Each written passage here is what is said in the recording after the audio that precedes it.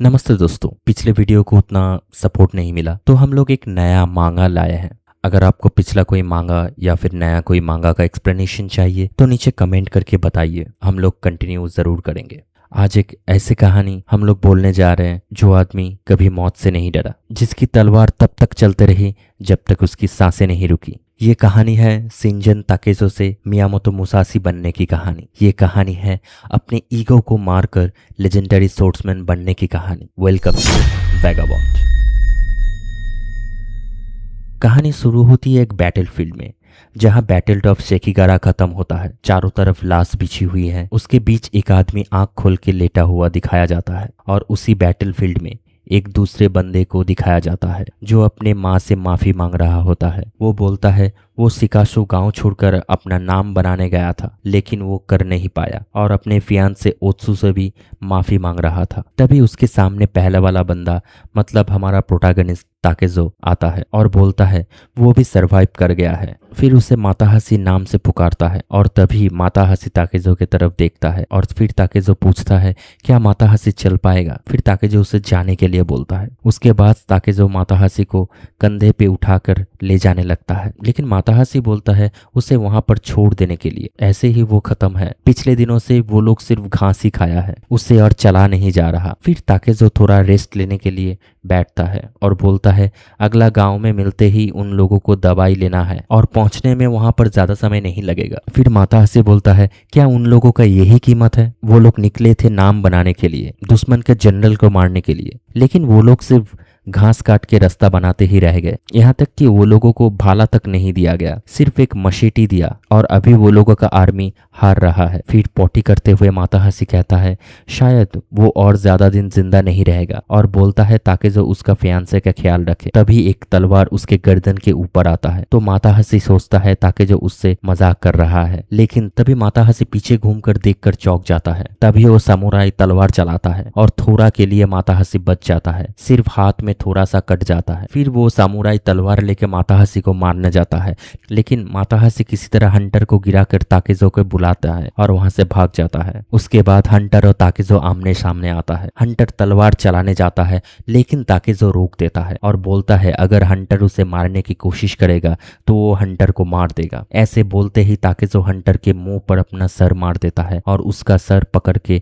एक पेड़ पर स्मैश कर देता है और ये देखकर दूसरा हंटर भागने लगता है और उधर तीसरा हंटर माताहाशी को मारने जा ही रहा था, लेकिन ताकेज़ो उसके सर पर एक बड़ा पत्थर फेंक के मारता है। फिर उसके सर पर एक मोटा डंडा देकर मारता है। फिर उसके हाथ का टूटा हुआ डंडा उसके गले में घुसा देता है और उधर ये सब देखकर दूसरा बंदा जो भाग रहा था उसका पसीना छूटने लगता है।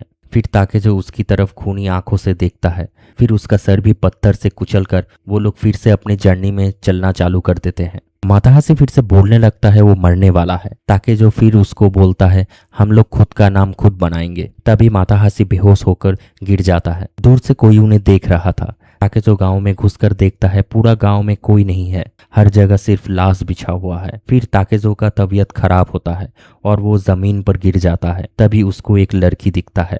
फिर सीन चेंज होता है और अगला सीन में दिखाया जाता है दोनों का आंखें खुलता है और माताहाशी पूछता है हम लोग कहाँ हैं? ताकेज़ो बोलता है कम से कम हम लोग जिंदा है। वो लोग ठीक होने के बाद लड़की ताकेज़ो को बोलता है मैं सोच रहा था बहुत अच्छा होता अगर हम लोग एक साथ ड्रिंक करते। फिर माताहाशी ताकेज़ो को ड्रिंक के लिए बुलाता है और ताकेज़ो उठकर बोलता है चलो हम लोग निकलने वाले हैं, हम लोग ठीक हो गए हैं। फिर माताहाशी बोलता है हम लोग को उनको थैंक्स बोलना चाहिए यहाँ से निकलने से पहले। ये लोग सिर्फ हम लोगों की जान ही नहीं बचाया बल्कि हम लोगों को रहने के लिए जगह भी थी। और ताकेज़ो बोलता है वो लोग अपराधी है। तभी एक लड़की ताकेज़ो को बोलती है वो लोग जितना दिन चाहे यहाँ पर रह सकता है और उसने सुना है आर्मी अभी भी सभी एनिमी को ढूंढ रहा है क्योंकि पश्चिम के सारे जनरल अभी तक पकड़ा नहीं गया है। और ये भी कहता है उनमें से किसी एक को आकेमी से शादी करके यहाँ पर बस जाना चाहिए उन लोगों की भलाई के लिए। और कौन आकेमी से शादी करना चाहता है ये पूछता है और तभी दोनों लड़के और आकेमी एक दूसरे की तरफ देखते हैं। फिर उन लोगों में हंसी मजाक चलता है। इसके बाद वो लोग जंगल में जाकर मशरूम इकट्ठा करने लगते हैं। ताकेज़ो मशरूम इकट्ठा करता है, लेकिन वो गलती से जहरीला मशरूम चुन लेता है। आकेमी बोलता है क्या ताकेज़ो उनको मारना चाहता है? ये बोलकर सारा जहरीला मशरूम फेंकने लगता है। फिर आकेमी बोलता है ताकेजो कोई क्वेश्चन क्यों नहीं करता। फिर से आकेमी बोलता है वो लोग गुजारा कैसे करेंगे, वो अपनी मम्मी के साथ पहाड़ में क्या कर रहा है, उसके हाथों में बेल क्यों है, उसका पापा कहाँ है, उसका एज क्या है। फिर ताकेजो पूछता है क्या माताहाशी उससे ये सब पूछता है। आकेमी बोलता है हर दिन पूछता है। फिर ताकेजो उसका उम्र पूछता है और आकेमी 15 बोलता है। फिर आकेमी ताकेजो से उसका उम्र पूछता है तो ताकेजो उसका आंसर 17 बोलता है। आकेमी बोलता है वो सोच रहा था ताकेजो का उम्र 30 होगा। फिर ताकेजो पूछता है जिस रात तुमने हम लोगों को बचाया था वहां पर चारों तरफ लाश बिछा हुआ था, वहां पर आकेमी क्या कर रहा था उतना रात। फिर सीन चेंज होता है और माताहाशी को बहुत सारा तलवार मिलता है और सोचता है इतना सारा तलवार यहाँ पर कहाँ से आ गया। तभी पीछे से लड़की पूछता है तुम्हें मिल गया। फिर लड़की बोलता है वो लोग चोर हैं और वो लोग सभी चीजें उठा ले आते हैं जिसमें उन लोगों का पैसा मिले, तलवार, कवच, जो भी मिले। इसलिए वो लोग युद्ध के बाद बैटलफील्ड में जाते हैं और सब इकट्ठा करके ले आते हैं और ऐसे ही उन लोगों का गुजारा चलता है। और इसमें क्या कोई बुराई है, ये पूछता है माताहाशी से। आकेमी फिर पूछता है और कुछ पूछना है और तभी एक आदमी तलवार के साथ उस जगह एंट्री लेता है। आकेमी गुस्से से पत्थर फेंकने लगता है लेकिन ताकेजो उसको रोक देता है। फिर आकेमी बोलता है ये उसका पापा का हत्यारा सुजिकाजे तेन्मा है। तेन्मा की आंखों में गुस्सा साफ दिख रहा था।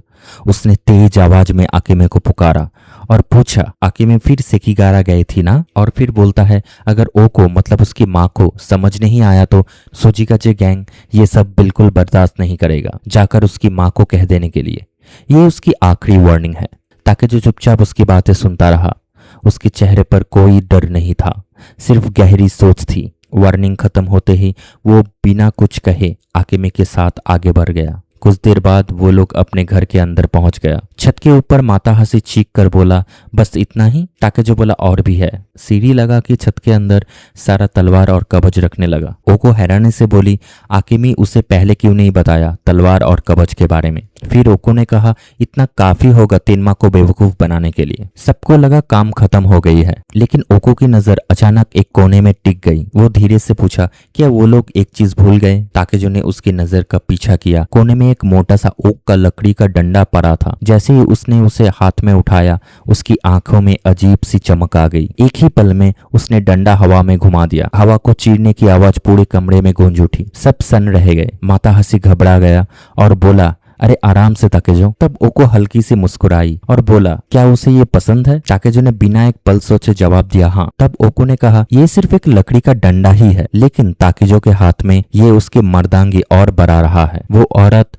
उसके और करीब आई। उसकी मुस्कुराहट और गहरी हो गई। उसकी हंसी में एक शरारत थी। फिर ताकेजो पूछा क्या वो इसे रख सकता है। ओको हाँ कर देती है। ताकेजो एक पल के लिए बिल्कुल चुप हो गया। इसी बीच माताहाशी जोर से बोला उसे भी कुछ चाहिए। सब हंस पड़े और माहौल हल्का हो गया। रात धीरे धीरे उतर आई। चांद आसमान में चमक रहा था। घर के अंदर सब एक साथ बैठकर खाना खाने लगे। माताहाशी बोला ताकेजो चलो ना थोड़ी साके पीते हैं। ताकेजो ने सीधा मना कर दिया। ओको ने पूछा वो लोग चले तो नहीं जाएंगे ना। माताहाशी बोला वो लोग मियामोतो गांव लौट रहे हैं। फिर माताहाशी ने बोला उसका मंगेतर उसका इंतजार कर रही है। ये सुनकर सब एक पल के लिए चुप हो गए। ओको ने हल्का सा झुककर मुस्कुराते हुए कहा अगर वो जाना चाहे तो ओको उसे नहीं रोकेगी। ताकेजो ने बिना कुछ सोचे साके का प्याला उठाया और एक ही सांस में पी गया। और कुछ ही देर बाद उसका चेहरा लाल पड़ने लगा। शराब उसके दिमाग पर चढ़ चुकी थी। उसकी सांसें भारी होने लगी और वो लड़खड़ा के जमीन पर गिर गया। माताहाशी जोर जोर के हंसने लगा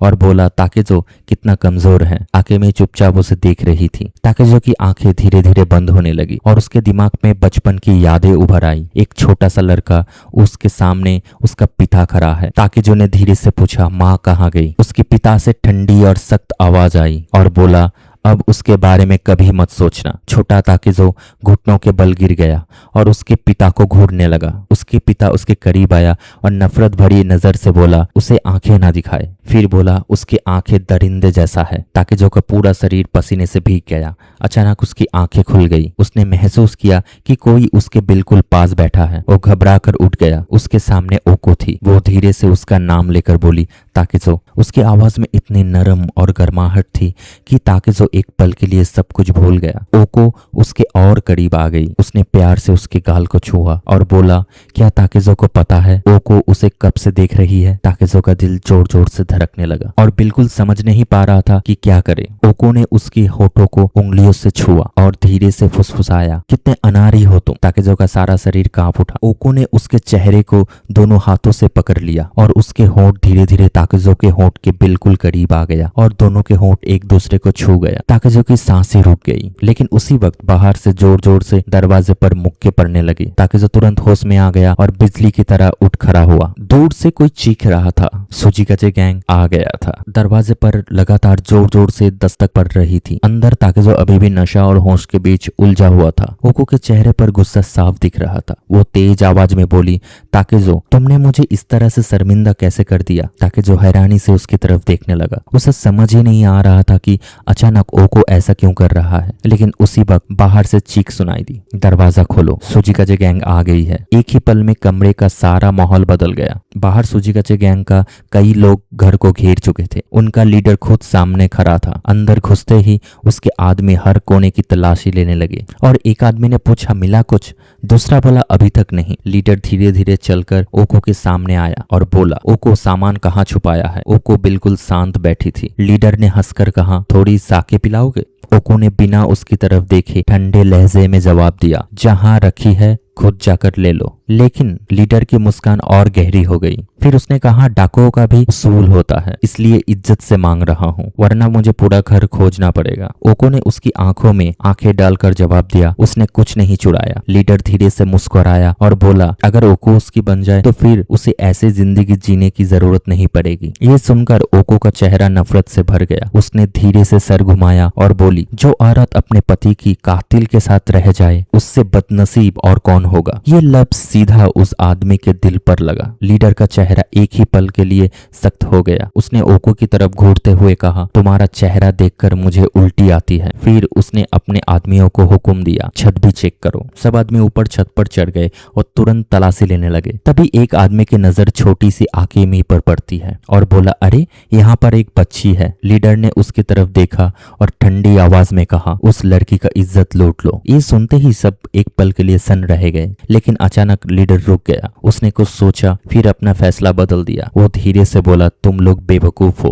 इतना कहकर वो दरवाजे की तरफ बढ़ा, लेकिन जैसे ही वो रूम के अंदर कदम रखना चाहा, उसके सामने अंधेरे में दो परछाई नजर आई। एक तरफ माताहासी था और दूसरा तरफ लकड़ी का डंडा मजबूती से पकड़ा हुआ ताकेज़ो खड़ा था। ताकेज़ो के आंखों में अब नशा नहीं था, सिर्फ खून खौलता हुआ गुस्सा था। लीडर ने बस एक नजर उस पर डाली। अगले ही पल उसने पूरे जोर से दरवाजे में घुसा मार के माताहासी को गिरा दिया। दरवाजा टूटकर बिजली की रफ्तार से आया, लेकिन ताकेज़ो ने लकड़ी की डंडे से उसे रोक दिया। धमाके के साथ दोनों टकरा गए। लीडर तुरंत दरवाजा उठाकर दोबारा ताकेज़ो पर टूट पड़ा। ताकेज़ो ने बिना देर किए अपना डंडा पूरी ताकत से घुमा दिया, लेकिन लीडर ने मौका देखते ही सीधा ताकेज़ो पर झपटा और ताकेज़ो का मुंह अपने हाथ से जमीन पर पटक दिया। और फिर ताकेज़ो तेनमा के हाथ इतना जोर से काट दिया कि उसका मांस तक उखाड़ दिया। फिर ताकेज़ो पलटकर अपना डंडा इतना जोर से घुमाया कि सीधा लीडर के चेहरे पर जाकर लगा। उसके बाद ताकेज़ो उठकर धीरे धीरे उस लीडर की तरफ बढ़ने लगा। उसके सांसें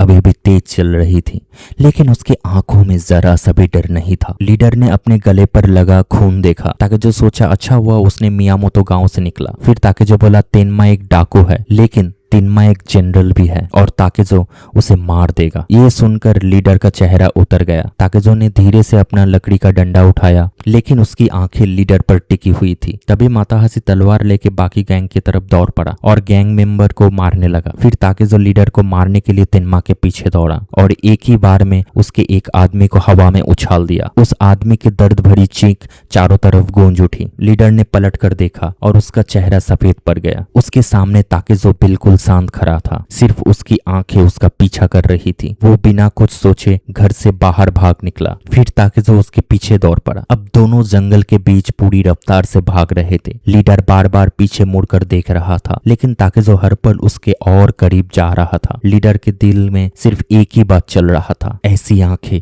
उसने आज तक किसी इंसान में नहीं देखी, जैसे कोई शैतान का आंखें है या फिर कोई जंगली दरिंदे का आंखें। फिर उसने खुद को संभालते हुए सोचा, आज के लिए पीछे हटना ही बेहतर होगा। वो तैयारी के साथ वापस आएगा। लेकिन अगले ही पल ताकेजो ने जोर से छलांग लगा दी, एक ही बार, और उसका लकड़ी का डंडा सीधा लीडर के सर पर जाकर लगा और धमाके के साथ उसका सर दो हिस्सों में फट गया। लीडर बिना एक शब्द बोले जमीन पर गिर गया। जंगल एकदम खामोश हो गया। सिर्फ रात की हवा चल रही थी। ताकेजो कुछ देर वहीं खड़ा रहा। उसके हाथ से खून टपक रहा था। उसकी सांसें अभी भी भारी थी। तभी पीछे से माताहाशी की आवाज आई। ताकेजो ने धीरे से पलटकर उसकी तरफ देखा। माताहाशी के हाथ में तलवार थी। माताहाशी मुस्कुराते हुए बोला, बॉस का क्या हुआ? ताकेजो ने शांत आवाज में जवाब दिया, खास कुछ नहीं था। ये सुनकर माताहाशी जोर से हंस पड़ा और माताहाशी बोला, हम दोनों किसी को भी हरा देंगे। दोनों हंसते हुए साथ चलने लगे। दूर से ओको उन दोनों को देख रहा था। वो सोचने लगी,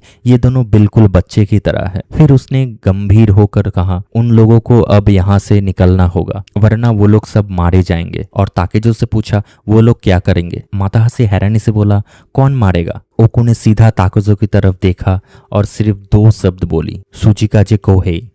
बैटल खत्म होने के बाद पहली बार जंगल में पूरी खामोशी छा गई। खून से भरी उस रात के बाद भी माताहाशी की आंखों में नींद का कोई नाम तक नहीं था। वो चुपचाप बैठा सिर्फ एक ही बात सोच रहा था, उसने अपनी जिंदगी में पहली बार किसी इंसान को मारा है। उसके दिमाग में बार बार ओको की बात घूमने लगी। जिस आदमी को उसने मारा था वो सिर्फ गैंग का लीडर था, लेकिन उससे भी ज्यादा खतरनाक लोग अभी भी जिंदा है। दूसरी तरफ उसने अपनी तलवार को देखा और धीरे से सोचा, मैं सिर्फ 17 साल का हूँ, लेकिन आज मैंने लोगों को मार दिया। अब मैं बच्चा नहीं रहा, मैं एक मर्द हूँ। लेकिन उसके अंदर चल रहा डर और गिल्ट अभी भी खत्म नहीं हुआ था। तभी माताहाशी को एहसास हुआ कि असली मुसीबत अभी खत्म नहीं हुई है। तभी माताहाशी रूम के अंदर आया। उसने ना प्यार का इजहार किया और ना ही कोई लंबी बात, सिर्फ इतना कहा, मुझे तुम चाहिए। बस इतना शब्दों ने माताहाशी के दिमाग को हिला दिया। उसने अपना कपड़ा उतारा और ओको के ऊपर चढ़ गए। और फिर ओको ने पूछा, कौन है? मतलब माताहाशी है या ताकेजो? वो समझ नहीं पा रहा था कि ओको उसकी बात कर रहा है या फिर ताकेजो की। उसका दिमाग सवालों से भर गया, लेकिन धीरे धीरे वो ओको के जाल में फंसता गया। उस वक्त उसके दिल में सिर्फ गिल्ट चल रहा था। बार बार वो खुद से कह रहा था, मैं क्या कर रहा हूँ, कितना बेवकूफ हूँ। फिर उसके दिमाग में अचानक वो खूनी रात घूम गई।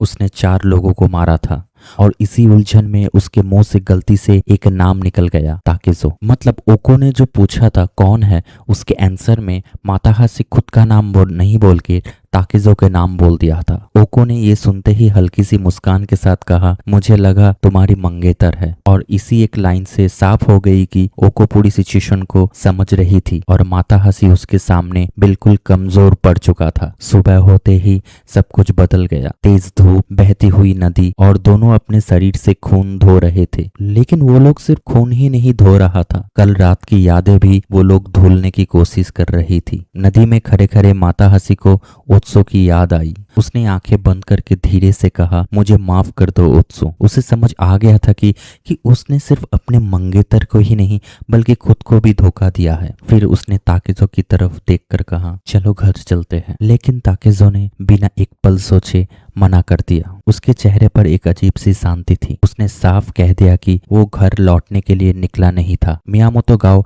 अब उसके लिए सिर्फ एक पुरानी याद था। उस पल ताकेजो ने अपनी पुरानी याद को पीछे छोड़ दिया। वो अब सिर्फ गांव का एक लड़का नहीं रहा, उसकी नई जिंदगी शुरू हो चुकी थी। लेकिन ये सुकून ज्यादा देर तक नहीं टिका। दूर से घोड़ों की दौड़ने की आवाज आने लगी। सोजिकाजी गैंग के बाकी लोग वापस आ चुके थे। उन्हें पता चल चुका था कि उसका बॉस मर चुका है, पर अब वो बदला लेने के लिए आ रहे थे। ताकेजो ने बस एक बार नजर उसकी तरफ डाली और शांत आवाज में कहा, वो लोग आ गए। सोजिकाजी गैंग की घोड़ों की आवाज सुनते ही ताकेजो बिना एक सेकेंड गवाए जंगल की तरफ दौड़ पड़ा। माताहाशी भी उसके पीछे भागने लगा। ताके में भी जाना चाहता था, लेकिन ताकेजो मना कर दिया। ताकेजो की रफ्तार इतनी तेज थी कि वो पल भर में ही उससे बहुत आगे निकल गया। माताहाशी घबरा कर चिल्लाया, ताकेजो मुझे अकेला मत छोड़ो। लेकिन ताकेजो के दिमाग में सिर्फ एक ही बात चल रही थी, ओको को बचाना है। जब वो ओको के घर के पास पहुंचा तो पूरा इलाका सुजिकाजी गैंग के लोगों से घिरा हुआ था। माताहाशी का रंग उड़ गया। उसे याद आया कि उसकी तलवार तो घर के अंदर ही रह गई है। उसने खुद से कहा, मैं क्या कर रहा हूँ, बस एक तलवार उठाकर ताकेजो की मदद करनी है। लेकिन उसके पैर आगे बढ़ ही नहीं रहे थे। उसके दिल में डर और अपने दोस्त से पीछे रह जाने का एहसास दोनों एक साथ लड़ रहे थे। फिर उसने दांत भींच कर फैसला किया, नहीं, आज मैं पीछे नहीं रहूंगा। मैं ओको को बचाऊंगा और उन सब डाकुओं को खत्म कर दूंगा। उधर ताकेजो सीधा दुश्मनों के बीच जाकर घुसा। किसी ने चीख कर कहा, इसने हमारे बॉस को मारा है, इसे जिंदा मत छोड़ो। गैंग के लोग हैरान थे कि इतना सा लड़का उनके लीडर तिनमा को कैसे मार सकता है। अगले ही पल चारों तरफ से तलवारें उसके ऊपर टूट पड़ी, लेकिन ताकेजो ने बिजली की रफ्तार से पहले वार से बचा और एक ही पल में पहले आदमी को गिरा दिया। दूसरा उसके पीछे आया। ताकेजो ने बिना मुड़े तलवार घुमाई और उसका भी काम तमाम कर दिया। के अंदर खून फैलने लगा और तलवारों के टकराने की आवाज गूंजने लगी। इसी बीच माताहासी अभी भी पेड़ के पीछे कांप रहा था। वो खुद से लड़ रहा था और मन में ही सोचने लगा, कल मैंने 4 लोगों को मारा था, फिर आज इतना डर क्यों लग रहा है? क्या मैं हमेशा ताकेजो के साये में ही जीता रहूंगा? ये सोच उसके दिल में तीर की तरह लगी। उसने गहरी सांस ली और जोर से बोला, मैं आ रहा हूँ। जैसे ही माताहासी भागने लगा, सामने से ओको जंगल से निकलकर उसके पास आ पहुंची। वो सीधे उसके गले लग गई। माताहासी ने सुकून की सांस ली और पूछा, तुम ठीक हो? बाहर कैसे निकली? ओको ने धीरे से जवाब दिया, पता नहीं क्यों मुझे अचानक बुरा एहसास हुआ। मैं बाहर निकली और उसी वक्त वो लोग घर में घुस गए। बस किसी तरह बचकर यहाँ आ गई। उसकी आवाज कांप रही थी। वो पहली बार इतनी डरी हुई लग रही थी। माताहासी ने उसके कंधे पकड़कर कहा, अब तुम सेफ हो। लेकिन अगले ही पल ओको ने ऐसा सवाल पूछा जिसने माताहासी का चेहरा सफेद कर दिया, ताकेजो का क्या हुआ? ये सुनते ही माताहासी को एहसास हुआ कि उसका दोस्त अभी भी अकेले अंदर दुश्मनों के साथ लड़ रहा है। उधर घर के अंदर ताकेजो खून से लथपथ हो चुका था, लेकिन उसकी तलवार रुकने का नाम ही नहीं ले रही थी। एक के बाद एक दुश्मन उसके सामने गिरते जा रहे थे। किसी की गर्दन कटी, किसी का हाथ उड़ा और किसी को उसने दीवार में टकरा कर गिरा दिया। हर बार इतना तेज था कि सामने वालों को संभालने का मौका ही नहीं मिल रहा था। कुछ ही देर में जमीन लाशों से भर गई। बच गए डाकू घबरा कर एक दूसरे से बोले, सब एक साथ हमला करो, अकेला है, ज्यादा देर तक नहीं टिक पाएगा। लेकिन ताकेजो के लिए वो भीड़ भी काफी नहीं थी। उसकी आंखों में अब इंसानियत से ज्यादा एक जंगली जानवर की भूख दिख रही थी। हर बार के साथ और भी खतरनाक होते जा रहा था। बाहर बैठे कौवे भी जैसे इस खूनी मंजर के गवाह बन गए थे कि अंदर सिर्फ लाशें, खून और मौत की खामोशी बिछती जा रही थी। जंगल में माताहासी ने दूर से ताकेजो की जोर से चीख सुनी। ताहासी को ताकेजो के लिए टेंशन हो रहा था, लेकिन दूसरी तरफ ताकेजो इंटीमेट हो रहा था। को मारने के बाद ताकेजो घर से बाहर निकला और देखा ओको का कंगी गिरा हुआ है। फिर आगे बढ़ा और जंगल में जाकर वो जो देखा उससे वो हैरान हो गया। के बाद सीन चेंज होता है। बसा हुआ मियामोतो गांव शांत था। छोटा सा हेता जंगल के पास एक लड़का लकड़ियां जमा कर रहा था। अचानक उसकी नजर एक लंबे बिखरे बालों वाले आदमी पर पड़ता है। उसका चेहरा देखते ही हेता का सांसें रुक जाती है। तभी उधर से ताकेजो बोलता है, माताहासी जिंदा है। डर और उत्साह के साथ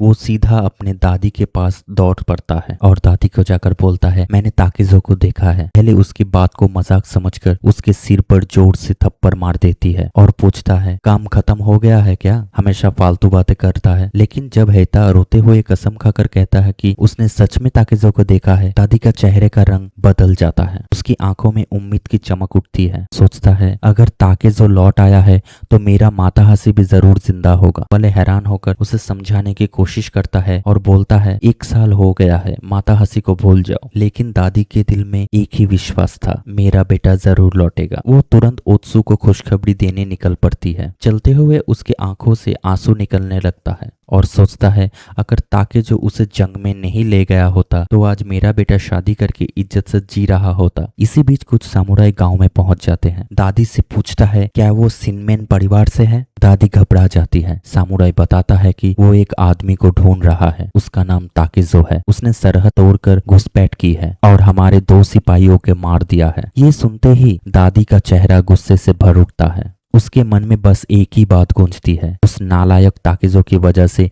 मेरा माताहासी बर्बाद हुआ। सामुराई गांव भर में ताकेजो की तलाशी शुरू कर देता है। दादी उन्हें रोककर धीरे से कहती है, एक बुढ़िया की सलाह मानोगे? भाई पहले उसकी बात को हल्का लेता है। तब दादी ताकेजो के बारे में बताती है और बोलती है, वो आम इंसान नहीं है। सिर्फ 13 साल की उम्र में उसने एक मशहूर मार्शल आर्टिस्ट को मार गिराया था। सिपाही उसकी बात सुनकर सन्न रह जाते हैं और फिर बोलता है, और जंग के बाद वो और भी खतरनाक बन गया है। इस दौरान ओत्सु जंगल के रास्ते गुजर रही होती है। तभी सिपाहियों को एक और लाश मिलती है। भी सिपाही बोलता है बॉडी अभी भी गर्म है, ताकेज़ो यहीं कहीं आसपास होगा। उधर दूसरी तरफ ओत्सु के पैर अचानक ठिठक जाते हैं। हवा अचानक भारी हो जाता है। उसके पीछे से पत्तियां जोर से हिलती है और अगले ही पल घने झाड़ियों में एक जंगली खून से लथपथ बिखरे बालों वाले एक आदमी बाहर निकलता है। उसकी लाल आंखें सीधी ओत्सु पर टिक जाती है। अभी ताकेजो के होंठ से धीरे से एक नाम निकलता है। ओत्सु की आंखें फट जाता है और हैरान होकर बोलता है ताकेजो। घने पहाड़ों के बीच सीपुजी टेम्पल में सिपाही ताकेजो को पकड़ने की प्लानिंग कर रहे थे। तभी दादी ठंडी आवाज में बोली, तुम लोग कभी भी ताकेजो को पकड़ नहीं पाओगे। बचपन से वो पहाड़ों में पला बड़ा है। जरूरत पड़ी तो पंछी, खरगोश या पेड़ की छाल खाकर जिंदा रह लेगा। सीधी बात, वो इंसान नहीं है, एक जंगली दरिंदा बन चुका है। और एक बार ऐसा दरिंदा पहाड़ में घुस गया तो फिर तुम्हारे हाथ कभी नहीं आएगा। कैप्टन बस चुपचाप सुन रहा था। दूसरी तरफ कई दिनों से भूखा प्यासा ताकेजो जंगल के बीच पेड़ की छाल चबा रहा था। अचानक उसके कान खड़े हो गए। झाड़ियों से आवाज आ रही थी। ताकेजो तुरंत सतर्क हो गया और सोचा, क्या अब गांव वाले भी मेरे पीछे आ रहे हैं? थोड़ी देर बाद देखा एक आदमी लकड़ी उठाकर उस रास्ते से गुजर रहा था। ताकेजो बिजली की रफ्तार से उसके सामने आ गिरा। बेचारा डर के मारे कांपने लगा। ताकेजो ने उसे ठंडी नजर से देखते हुए कहा, मेरी बात ध्यान से सुन। दादी को कहना माता हसी अभी जिंदा है और उन्हें बोलना मैं गांव छोड़कर चला जाऊंगा। बस इतना ही संदेश देना। आदमी सिर्फ कांपते हुए अपने सर हिला सका। लेकिन उसी वक्त दूर से गांव वालों की भीड़ नजर आई। ताकेजो तुरंत उस आदमी का मुंह बंद कर देता है और सोचा, क्या ये लोग सिपाहियों के कहने पर आया है? आदमी ने सर हिलाकर हाँ कर दिया। ताकेजो समझ गया, अभी गाँव वालों भी सिपाहियों का मदद कर रहा है। पल चुप रहकर ताकेजो उस आदमी को छोड़ देता है और बोलता है, मैं तुम पर भरोसा कर रहा हूँ। दादी ओसुगी और ओत्सु से कहना माता हसी जिंदा है, लेकिन वो मियामोतो वापस नहीं आ रहा। एक पल रुककर उसने धीरे से कहा, वो एक औरत के साथ चला गया है। बस ये संदेश देना। ये बोलकर ताकेजो ने लकड़ी वाले को जोर से लात मारी और छोड़ दिया। आदमी तुरंत भाग निकला और चीखने लगा, ताकेजो वो इधर है। सीपुजी टेम्पल में दादी कैप्टन के सामने आकर बोली, मुझे अपना परिचय देने दीजिए। मेरा नाम ओसुगी है। मैं होइदेन माता हसी की माँ हूँ। उस निकम्मे ताकेजो ने मेरे बेटे को जंग में ले गया और तब से मेरा बेटा कभी घर वापस नहीं आया। फिर उसने अपने पास खड़ी एक जवान लड़की की तरफ इशारा किया। बोला, ये है ओत्सु। ओत्सु धीरे से झुककर बोली, मैं ओत्सु हूँ। लेकिन अंदर ही अंदर उसकी दिल जोर जोर से धड़क रहा था। मन ही मन ओत्सु ने सोचा, मैं इन आदमी की आंखों में देख भी नहीं पा रही। ओसुगी मुस्कुरा कर बोली, ये मेरे बेटे की मंगेतर है। ये भी ताकेजो से उतना ही नफरत करता है जितना मैं करता हूँ। और ओत्सु से पूछता है ना ओत्सु? ओत्सु बस धीरे से हाँ बोली। ओसुगी तुरंत डांट देता है, सीधा जवाब दो। बेचारी ओत्सु मजबूरी में दोबारा सर झुका देता है। बाद में ओसुगी कैप्टन से माफी मांगते हुए बोली, इसे माफ कर दीजिए, ये अनाथ है। इसे किसी ने तमीज नहीं सिखाई है। अब इसे हमारी परिवार की बहू बनना है, इसीलिए इसे दुनिया समझनी होगी। ओत्सु शांत आवाज में बोली, हाँ मैम। उस रात ओसुगी हाथ जोड़कर प्रार्थना कर रही थी, माता हसी तुम जिंदा रहना। अचानक बाहर से किसी की आहट सुनाई दी। दरवाजा खुला और सामने ताकेजो खड़ा था। उसके साथ माता हसी भी था। ताकेजो धीरे से बोला, दादी। ओसुगी की आंखें हैरानी से फैल गया। थोड़ी देर बाद अच्छे से देखने पर पता चला ताकेजो अकेला ओसुगी के सामने खड़ा है। माता हसी वहां पर है ही नहीं। लेकिन अगले ही पल ओसुगी ने अचानक छुपा हुआ छुरा निकालकर ताकेजो पर वार कर देता है। गुस्से से कांपते हुए वो चीखती है, मैं पहले तुझे मारूंगी, फिर उसके बाद खुद को भी मार दूंगी। ताकेजो एक पल के लिए सन्न रह गया, लेकिन उसने बिना पलटवार किए उसका हाथ रोक दिया और छुरा गिरा दिया। फिर शांत लेकिन मजबूत आवाज में बोला, माता हसी जिंदा है। बस यही बात कहने के लिए मैं यहाँ पर आया था। उधर दूसरी तरफ एक मॉन्क, सिपाही और ओत्सु एक रूम पर बैठा था। ओत्सु सिपाही को साके दे रही थी। सिपाही ओत्सु से बोलती है, मेरी प्यारी, माता हसी युद्ध में शायद मर गया है। मॉन्क बोली, ओत्सु का एंगेजमेंट माता हसी के साथ हो गया है। तब सिपाही मॉन्क से बोली, माता हसी मर गया है और अभी मॉन्क यहाँ से जा सकता है। यहाँ पे उसकी कोई जरूरत नहीं है। मॉन्क बाहर आता है और सोचता है, क्या वो एक फेलियर है? उधर सिपाही ओत्सु को बोलता है, अगर माता हसी आर्म सोल्जर है तो उसको सिर्फ एक भाला मिला होगा और ऐसे आदमी जंग में मरना आम बात है। किजो को भी पकड़ के मार दिया जाएगा। यह बात तुम्हें एक्सेप्ट करना चाहिए। ओत्सु जवाब देता है, ताकेजो और माता हसी बहुत स्ट्रांग है। सिपाही फिर ओत्सु से बदतमीजी करने की कोशिश की, लेकिन ओत्सु उसे लात मार के गिरा दिया और वहां से भाग निकला और भागते हुए बोला, वो माता हसी से शादी करेगा, वो उसने सोच लिया है। तभी मॉन्क पीछे से ओत्सु को बुलाया और बोला तुम्हारे लिए एक चिट्ठी है। उधर ओत्सु ये सोचकर रोने लगी वो माताहासी का चेहरा तक भूल गया है और मन ही मन चीखने लगी माताहासी वापस आओ। और उसके बाद वो मॉन्क के हाथ से चिट्ठी लेकर सोचने लगी ये जैसा अनाथ को चिट्ठी कौन भेजा है। इधर सीन चेंज होता है और दूसरी तरफ ओसुगी को दिखाया जाता है। ओसुगी की आंखों में आंसू आ गए थे। कांपती हुई आवाज में उसने पूछा ताकेजो सच बता क्या माताहासी वाकई में जिंदा है, कसम खाकर बोल क्या ये सच है। ताकेजो ने शांत होकर सिर झुका दिया और बोला हाँ वो जिंदा है। लेकिन उसकी बात पूरी होने से पहले ही ओसुगी फूट फूट कर रोने लगी। सांस के साथ सिर्फ माताहासी का नाम लेती रही। कुछ देर बाद उसने आंखों से आंसू पोंछा और ताकेजो से पूछा अगर वो जिंदा है तो घर वापस क्यों नहीं आया। ताकेजो का चेहरा एकदम उदास हो गया। ओसुगी बेचैन होकर उसके कपड़े पकड़ लेती है और पूछता है और जोर से पूछता है क्यों नहीं आया, मेरा बेटा कहाँ है, उसे मेरे पास वापस लाओ। फिर गुस्से में उसने ताकेजो को जोर जोर से पीटना शुरू कर दिया। तुम माताहासी को जंग में ले गए थे और अकेले वापस आ गए। ताकेजो चुपचाप सब सह रहा था। आखिर में उसने धीरे से सच बोल दिया माताहासी एक दूसरे एरिया में है और एक औरत के साथ रह रहा है। ये सुनते ही ओसुगी सन्न रह गई। और दूसरी तरफ ओसुगी को जो एक चिट्ठी मिली थी उसने धीरे धीरे वो पढ़ना शुरू किया। उसमें लिखा था मैं वो औरत हूँ जो अब माताहासी के साथ रह रहा है। वो अब भी तुम्हारी यादों में जी रहा है लेकिन ये हालत सबके लिए दुख का कारण बन रहा है। इसलिए मेरी तुमसे एक गुजारिश है माताहासी को भूल जाओ। ये पढ़ते ही ओसु की आंखें फैल गए। उसके दिमाग में माताहासी की मुस्कुराती हुई तस्वीर घूमने लगी और उसके आखिरी लफ्ज गूंज उठा ओत्सु मुझे माफ कर दो। उसके होठों से बस एक ही नाम निकला कौन है ओको। ओत्सु अपना दर्द रोक नहीं पाया। वो जोर जोर से चीखने लगा। उसकी चीख पूरे जंगल में गूंज उठी। थोड़ी देर बाद ओसुगी धीरे से ताकेजो के पास आई। शर्मिंदा होकर बोली मुझसे गलती हो गई, गुस्से में मैंने होश खो दिया था। फिर ओसुगी माताहासी के पुराने कपड़े सामने रख दिए और बोला ये माताहासी के कपड़े हैं, तुम पहन लो। ताकेजो हैरान रह गया। ओसुगी फिर बोली अंदर आ जाओ, सब लोग तुम्हें ढूंढ रहे हैं, तुम बहुत दिनों से पहाड़ों में भटक रहे हो, तुम्हारे लिए कुछ खाना बनाती हूँ। ताकेजो धीरे से बोला दादी आप अचानक इतने बदल क्यों गई। ओसुगी हल्का सा मुस्कुरा कर बोली इसलिए क्योंकि तुम मेरे बेटे का सबसे करीबी दोस्त हो। ये सुनकर ताकेजो की आंखें भर आई। दादी ने फिर ताकेजो से बोला खाना बनने तक ताकेजो गर्म पानी से नहा ले। फिर ओसुगी ने पूछा ताकेजो अब तुम्हारा इरादा क्या है। ताकेजो ने आंखें बंद करके कहा मैं पूरा देश का सफर करूंगा, तलवारबाजी की कला और ज्यादा निखारूंगा, यागू और योशियोका जैसे महान तलवारबाजों को चैलेंज करूंगा और देखूंगा कि असल में मैं कितना ताकतवर हूँ। ओसुगी चुपचाप उसकी बात सुन रही थी लेकिन बाहर कुछ और ही चल रहा था। ओसुगी चुपके से सिपाहियों को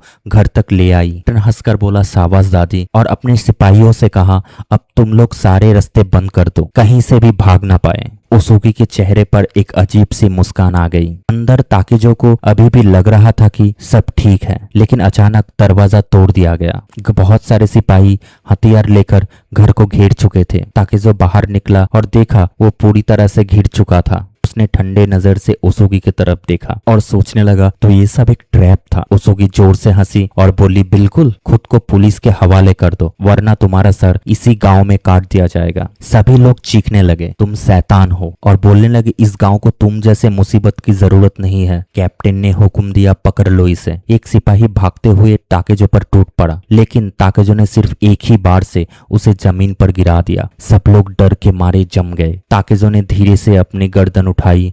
उसकी आंखों में खून उतर चुका था। फिर ताकेजो बोला तुम लोग सब बुज़दिल हो, अगर मेरे सामने आए हो तो पहले मुझे मारने की हिम्मत भी रखो। फिर उसने ठंडी और डरा देने वाली आवाज में कहा वरना मैं तुम सबको पहले खत्म कर दूंगा। और उसकी आंखों में सिर्फ एक ही चीज नजर आ रही थी, एक जंगली दरिंदे का गुस्सा।